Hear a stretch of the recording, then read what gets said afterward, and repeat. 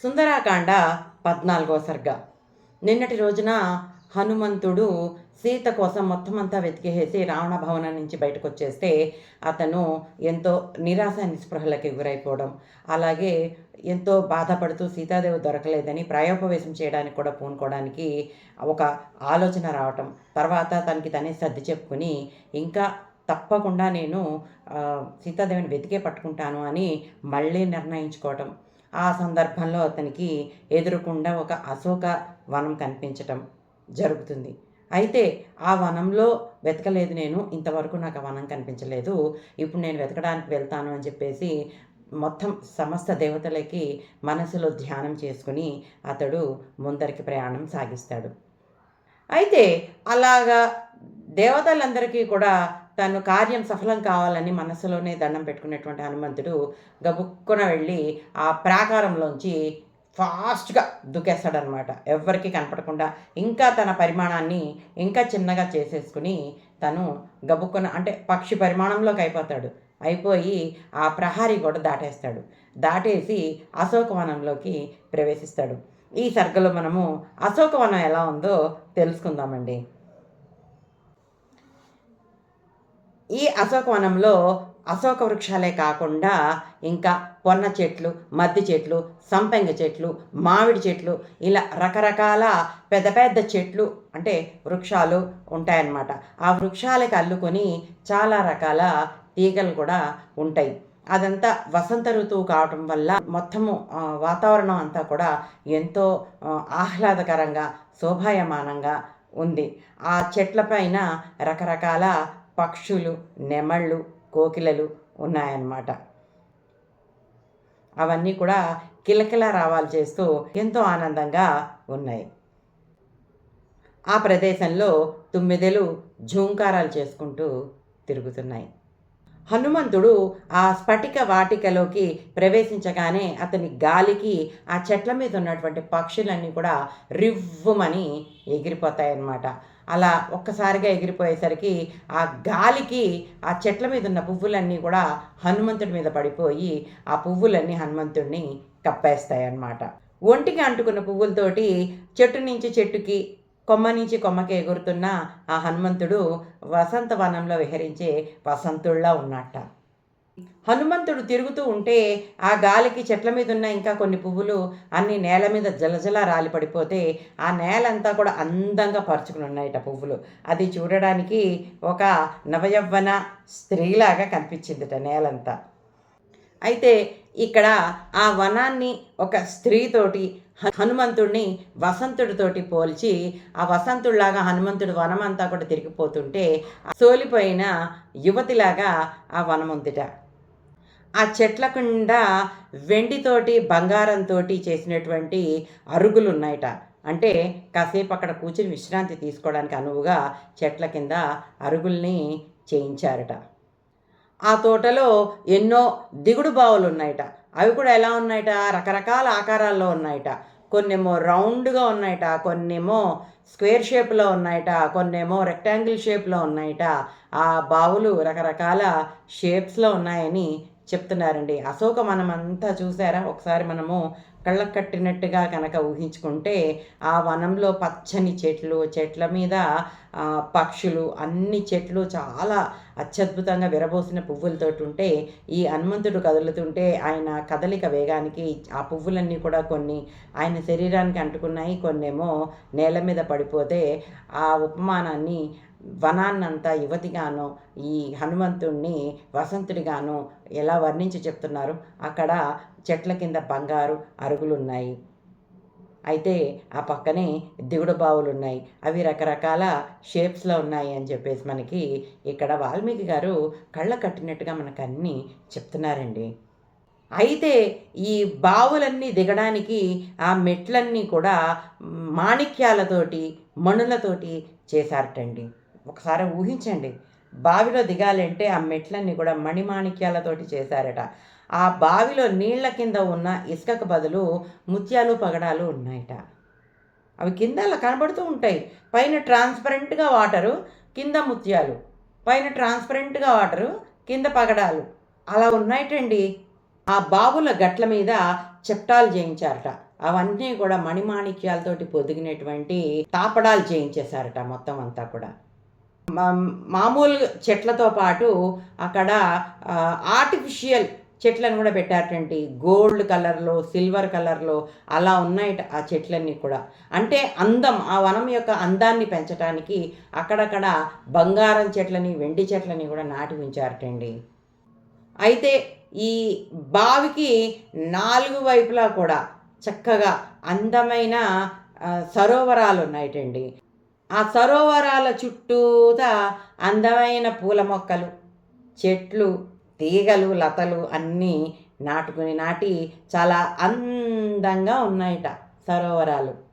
ఆ అశోకవనంలో కొండలు, గుట్టలు, పర్వతాలు ఇలా రకరకాలుగా ఉన్నాయట. వాటిల్లో కొన్ని నిజమైనవైతే కొన్ని అందంగా ఉండాలని కృత్రిమమైనవి కూడా పెట్టారట.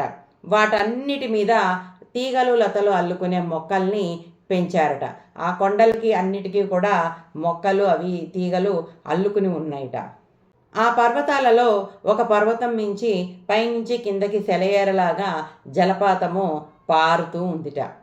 ఆ పర్వతం పక్కనున్న చెట్లన్నీ కూడా బరువుతోటి వంగిపోయి ఆ నీళ్లల్లో అడ్డంగా వాటి కొమ్మలు ఇలా వంగిపోయి ఉన్నాయట. అలా వంగిపోయిన చోట ఆ నీళ్లు ఇలా ప్రవాహంగా వెళ్ళలేక మళ్ళీ వెనక్కి వెళ్ళటం, మళ్ళీ ముందరికి రావటం, మళ్ళీ వెనక్కి వెళ్ళటం, మళ్ళీ ముందరికి రావటం, ఆ నీళ్లు అలా ఉన్నాయట. అలా ఉండడాన్ని ఒక అలకపూనినటువంటి యువతితోటి పోల్చారనమాట. అంటే భర్త మీద అలిగినటువంటి స్త్రీ పుట్టింటికి వెళ్ళిపోవటం, అక్కడి నుంచి అక్కడ ఉండనా, ఇంటికి వచ్చేనా, భర్త దగ్గరికి వచ్చేనా అని బంధువులందరూ నచ్చ చెప్తుంటే అటు వచ్చేసినట్టు, మళ్ళీ తను వెళ్ళనని బెంకంగా వెనక్కి వెళ్ళిపోయినట్టు, ఇలా ఒక అందమైన యువతితోటి ఆ జలపాతంలో ఉన్న సెలయేరుని, ఆ సెలయేరులో వంగినటువంటి చెట్టు వల్ల నీళ్లు వెనక్కి ముందకి వెళ్తుంటే అలా ఒక స్త్రీతోటి ఉపమానం చేశారండి. ఎంతో అందంగా ఉంది కదా. కావాలనే నేను మీకు ఇవన్నీ చెప్తున్నానండి. అంటే మనం విజువలైజ్ చేసుకుంటే అశోకవనం ఎలా ఉందో మనకి తెలియాలి కదా. అందుకని నేను మీకు ఇవన్నీ ఇక్కడ ఉన్నది ఉన్నట్టు చెప్పడానికి ప్రయత్నం చేస్తున్నాను అన్నమాట. ఇలాంటి ఉపమానాలన్నీ ఎన్నో ఉన్నాయటండి రామాయణంలో అడుగడుగున. ఈ కాండ అంతా కూడా సుందరాకాండ అని ఎందుకన్నారంటే ఎక్కడ చూసినా అందమే, ఎక్కడ చూసినా అందమే. హనుమంతుడు ఈ లంక బయట అక్కడ లంబ పర్వతం మీద దిగి చూసినప్పటి నుంచి, దూరం నుంచి చూసినప్పటి నుంచి ఇప్పటిదాకా అందమైన కోటలు, అందమైన ప్రహారీలు, అందమైన చెట్లు, అందమైన రోడ్లు, అసలు మనుషులు అందంగా ఉండడం, అసలు మొత్తం అంతా కూడా చాలా అందం. కాబట్టి కాండకి సుందరాకాండ అని పేరు పెట్టారేమో అని ఒక రకంగా. ఇంకో రకంగా హనుమంతుడు అసలు పేరు సుందర. అతని జన్మనామము, అతని తల్లి అతనికి నామకరణం చేసిన పేరు సుందర. కాబట్టి ఈ కాండకి సుందరాకాండ అని పెట్టారు. కాండ అంటే కార్యం, హనుమంతుడు చేసిన కార్యము అని ఈ సుందరాకాండకి అర్థమండి. అలా ఏ రకంగా చూసుకున్నా ఈ కాండ అంతా మనకి సుందరంగానే కనబడుతుంది. చూసారా ఇప్పటిదాకా ప్రతిదీ మణిమయమైన తలుపులు, రత్నాలతో పొదిగిన కిటికీలు, మొత్తం ఆ తెల్ల పాలరాతి లాంటి పుష్పక విమానము, ఆ రావణ భవనము, ఇవన్నీ ఎంత బాగా వర్ణించారంటే అంత బాగా వర్ణించారు. అడుగడుగున సుందరమేనండి, అడుగడుగున సుందరమే. అందుకే ఇది సుందరాకాండ అయింది. ఆ అశోకవనంలో అందమైన పద్మ సరోవరాలు ఉన్నాయటండి. అంటే ఆ సరస్సు అంతా కూడా పద్మాలు ఉన్నాయట. అలాగే కృత్రిమమైన వృక్షాలు, సహజమైన వృక్షాలు అన్నీ కూడా ఉన్నాయట. ఆ వృక్షాల కింద అందంగా అంటే గొడుగుల్లాగా పెట్టారట. ఆ గొడుగుల కింద బంగారు తిన్నెలు ఉన్నాయట. అంటే వాటి మీద కూర్చోవడానికి అన్నమాట. అంటే గొడుగు షేప్లో ఆకుల్ని అలా కట్ చేసి పెట్టుంటారండి. అప్పట్లోనే చూడండి. ఇప్పుడు మనం అవన్నీ కాపీ కొడుతున్నామేమో అనిపిస్తుంది ఒక్కొక్కసారి. అసలు ఆ పద్మ సరోవరము, ఆ పద్మ సరోవరం చుట్టుపక్కలంతా సహజమైన కృత్రిమమైన చెట్లు, ఆ చెట్ల మధ్యలో పెద్ద గొడుగుల్లాగా వేసి బంగారంతో చేసిన గొడుగుల్లాగా ఉన్నాయట అవి. ఆ గొడుగుల కింద ఆ బంగారు తిన్నెలు కూడా ఉన్నాయట.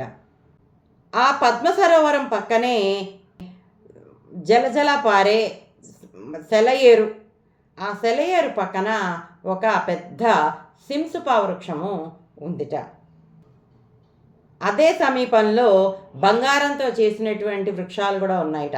ఆ వెన్నెలంతా కూడా ఆ వృక్షాల మీద పడడం వల్ల ఆ రిఫ్లెక్షన్ అంతా ఈ హనుమంతుడి మీద పడి హనుమంతుడు కూడా బంగారు రంగులో కనిపిస్తున్నట్టండి. చాలా అందంగా హనుమంతుడు కనిపిస్తున్నట్ట. ఆ బంగారం చెట్లకి చిన్న చిన్న గంటలు కట్టారటండి. గాలి వచ్చినప్పుడల్లా గంటలు టంగ్ టంగ్ అని సన్నగా శబ్దం చేస్తుంటే చాలా అందమైన ఒక రకమైన మ్యూజిక్ లాగా వినబడుతున్నాయట. ఈ హనుమంతుడు మెల్లగా ఆ సింసుపా వృక్షం మీదకి ఎక్కాడు. ఎందుకంటే ఆ వృక్షం అంతా కూడా దట్టంగా ఆకులతోటి గుబురుగా ఉందిటండి. అందుకని ఆ సింసుపా వృక్షాన్ని ఎక్కి కూర్చున్నట్ట. ఆ వనాన్నంతా చూసిన హనుమంతుడు ఆ చెట్టు మీద కూర్చుని, ఆహా, రావణుడు ఎంత దుర్మార్గుడైనా కానీ ఈ అశోకవనం మాత్రం చాలా అందంగా ఉంది. రకరకాల వృక్షాలతోటి మంచి సుగంధభరితమైన చందనపు మొక్కలతోటి ఆ వాసనతో పరిమళాలతో పువ్వులతో ఆకులతో పక్షులతోటి అతి మనోహరంగా ఉంది ఈ అశోకవనము అని అనుకున్నట్ట. ఇంకా ఇలా అనుకున్నట్ట, సీతే కనుక జీవించి ఉంటే ఇలాంటి అందమైన ప్రదేశానికి తప్పకుండా వస్తుంది. ఇలా వస్తే నాకు కనబడుతుందేమో అని అనుకున్నట్ట. ఇంకా ఇంకా ఇలా అనుకుంటున్నట్ట, వన సంచార కుశల అంటే వనాలలో తిరగడం అంటే సీతాదేవికి చాలా ఇష్టంటండి. అలాంటి రాముడి భార్య కనుక జీవించి ఉంటే ఈ వనానికి తప్పకుండా వస్తుంది. రాముడి గురించి ఆలోచిస్తూ బాధపడుతూ ఉండేటువంటి ఆ సీతే కనుక జీవించి ఉంటే తప్పకుండా ఇక్కడికి వస్తుంది. శోకభారంతో కుంగిపోతూ ఉన్నటువంటి సీతే కనుక జీవించి ఉంటే ఈ వనానికి తప్పకుండా వస్తుంది. పువ్వుల్ని పక్షుల్ని ప్రేమించే సీతే కనుక జీవించి ఉంటే ఈ వనానికి తప్పకుండా వస్తుంది. క్రమం తప్పకుండా దేవతారాధన చేసే సీతే కనుక బ్రతుకుంటే ఈ సాయం సమయంలో దేవుడికి అర్చించడానికి పూజించడానికి తప్పకుండా ఈ వనానికి వస్తుంది. అలా అనుకుంటూ అనుకుంటూ ఆకుల మధ్య ఒదిగి కూర్చున్నట్ట హనుమంతుడు. ఆ తర్వాత ఏమైందో వచ్చే సరుకులో చూద్దాం. అంతవరకు సెలవు.